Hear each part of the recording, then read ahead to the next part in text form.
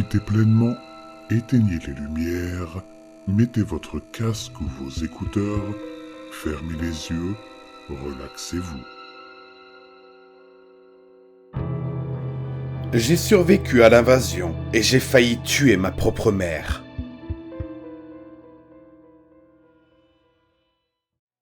Les invasions extraterrestres. Cela a été tellement exagéré que c'est devenu un cliché sans fin. Il existe des centaines de films. Je les ai tous regardés et je les ai tous aimés. Mais aujourd'hui, ils me rendent malade.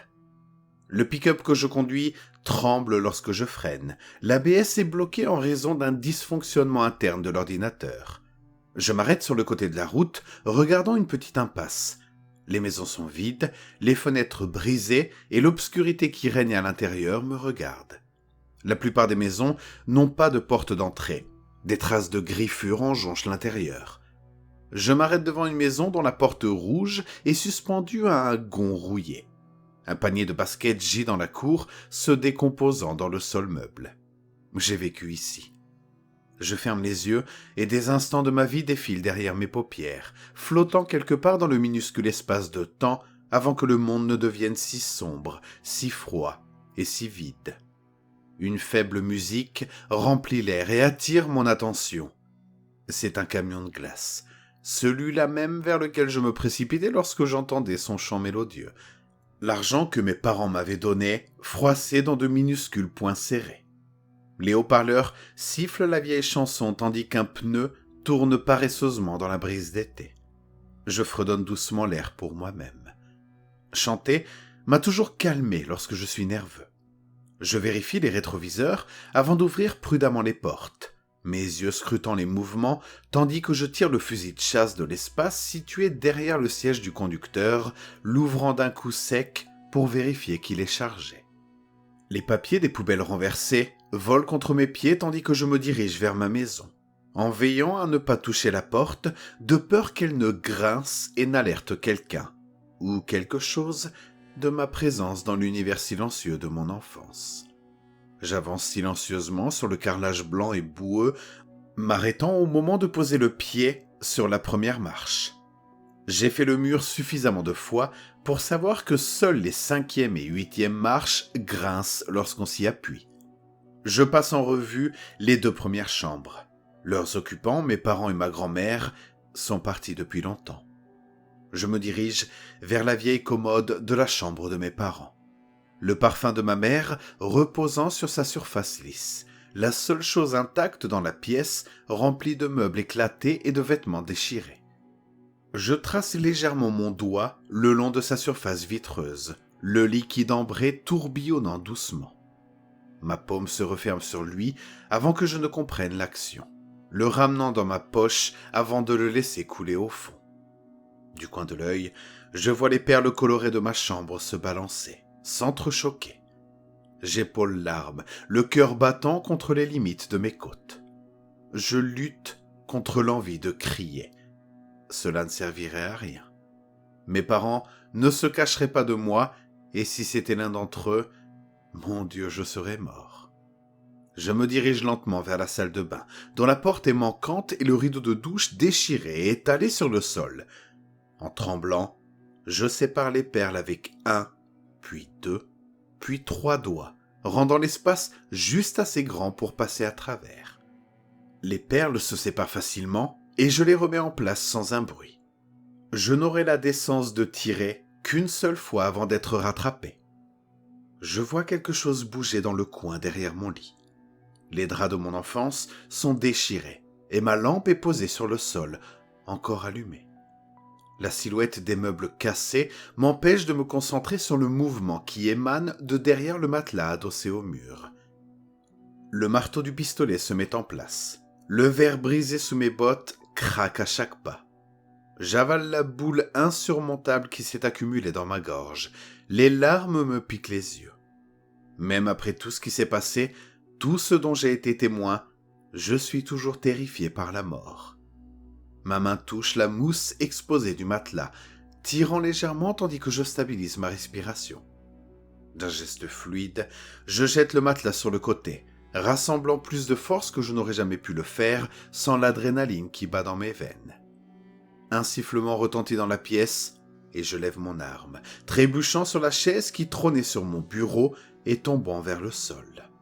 Ma tête heurtant la moitié manquante de ma bibliothèque.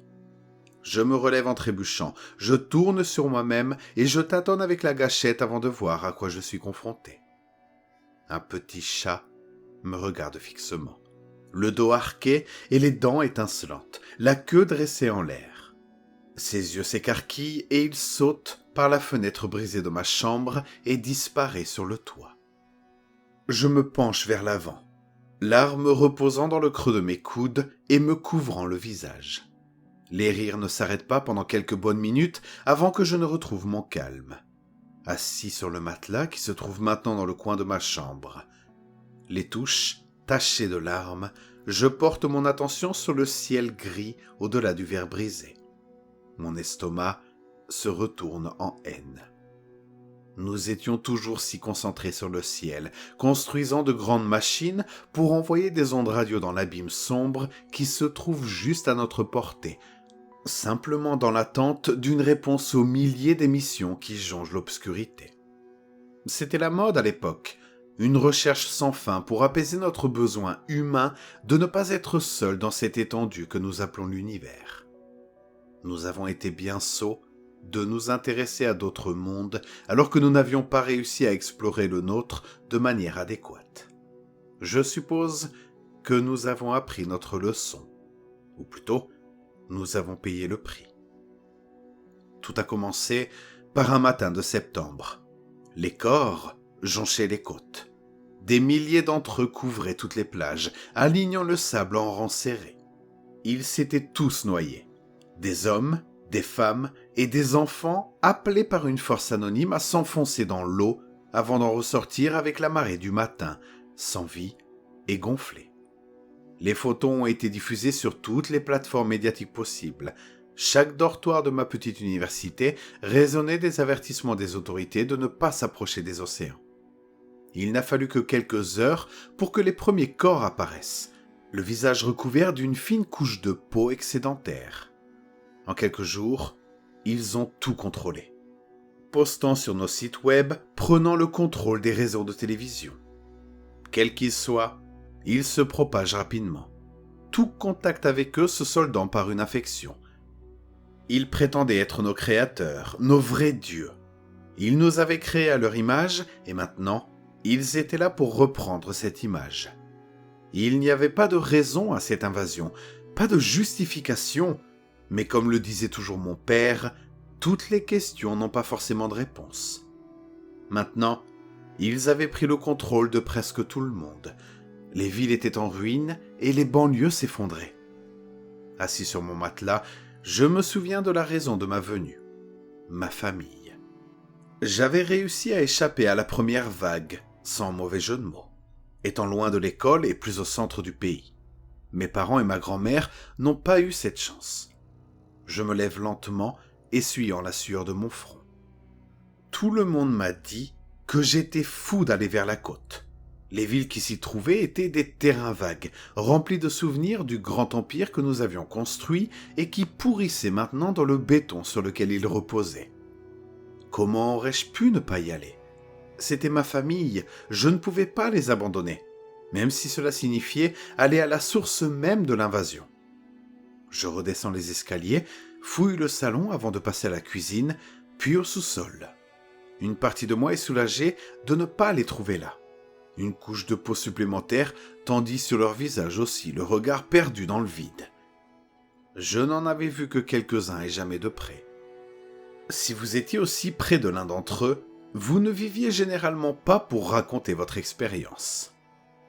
J'entre dans la salle familiale. La télévision est écrasée dans la cheminée, ce qui donne l'impression qu'une version sadique du Père Noël a livré le cadeau brisé. Des éclats de verre reposant sur le bois sombre. Un doux bruissement attire mon attention de la pièce détruite jusqu'à l'extérieur des grandes fenêtres en verre toujours intactes. Dans la cour, il y a près d'une douzaine de silhouettes, leurs corps se déplaçant légèrement d'un côté à l'autre. « Adrien !» La voix est un chuchement rauque, mais certainement reconnaissable. Elle disait mon nom. Je retiens mon souffle. De l'eau coule des coins de mes yeux et roule sur mes joues rougies. « Papa ?» Ma voix vacille au fur et à mesure que je parle, perdant confiance alors que j'ouvre la porte moustiquaire et que je m'avance sur le patio. « Tu es rentré à la maison ?» La silhouette de ma grand-mère s'avance. La peau claire qui recouvre ses traits s'étire tandis qu'elle sourit sous la couche de chair. Je me couvre la bouche avec ma main. Je sanglote. « Chut, n'aie pas peur, mon chéri. Ce n'est que nous. Nous sommes venus te souhaiter la bienvenue. » Mon père s'avance à son tour, les bras ouverts pour m'enlacer. « Restez en arrière !» Je crie, je lève l'arme en tremblant et je la pointe vaguement dans la direction de ce qui était autrefois mon père. Il s'arrête au milieu du pas, tourne la tête sur le côté comme un chien confus avant de baisser lentement les bras le long du corps. « J'espérais que tu ne serais pas si obstiné. Tu as toujours été comme ta mère. » La voix des personnages sans visage se sépare et quelque chose trébuche avant de tomber au sol. Ma mère déchire la couche blanche qui obscurcit partiellement son visage et couvre ses yeux. Sa robe de soleil préférée est tachée d'herbe et de sang. Ses ongles sont écorchés et saignent. Je recule, m'appuyant sur le côté de ma propre maison. « Il va s'en sortir, mon chéri. » Ma grand-mère se place à côté de mon père. « Bientôt, il verra que nous allons redevenir une famille. Il a juste besoin de le voir. » Mes mains se desserrent sur le pistolet. Je ne peux pas leur tirer dessus, je ne peux pas. Ils portent leurs vêtements, parlent avec leur voix. Ma mère gémit dans l'herbe, rampant vers moi. D'instinct, je lui tends la main. Nos doigts se touchent presque avant qu'elle ne s'arrête. Un léger tremblement au bout des doigts. « Adrien ?» demande-t-elle. Sa voix n'a rien à voir avec les râles-dures de mon père et de ma grand-mère. J'étouffe un cri. Mon corps tremble et j'essuie mes yeux du revers de la main. « Oui, maman, c'est moi. Oui, c'est moi. Maman, je suis là. » Elle se tourne vers moi, la voix basse. « Ce n'est pas eux, mais tu ne gagneras pas. Ce n'est pas eux. Je t'aime. Tu vas t'en sortir. » Je serre maintenant l'arme à deux mains, pleurant dans le métal du canon, l'odeur de la poudre me remplissant le nez. « Je n'ai jamais voulu ça. Je ne peux pas le dire. » Sa voix se brise, sa main tombe sur l'herbe douce et elle la saisit fermement, les jointures blanches. « Fais-le. Tu comprends, fais-le. Nous ne gagnerons jamais. Nous ne gagnerons pas. » dit-elle, la voix étranglée par les larmes qu'elle ne peut plus verser.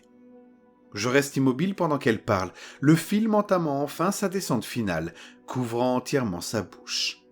Elle sursaute soudainement avant de tomber molle, se convulsant à mes pieds en essayant d'arracher la peau de sa bouche. Je m'éloigne en titubant, trop effrayé pour la toucher. Trop effrayé pour sauver ma propre mère.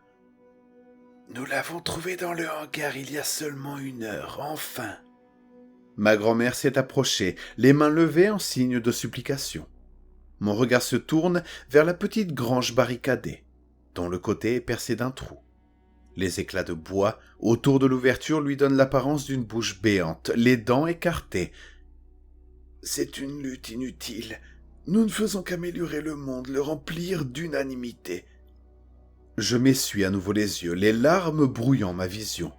« Nous voulons simplement que tu fasses partie de ce nouveau monde. Tu peux venir avec nous et ce sera sans douleur. On te le promet. » Continua ma fausse grand-mère. Elle me tend la main, se tenant si près que je peux voir ses yeux derrière la fine pellicule.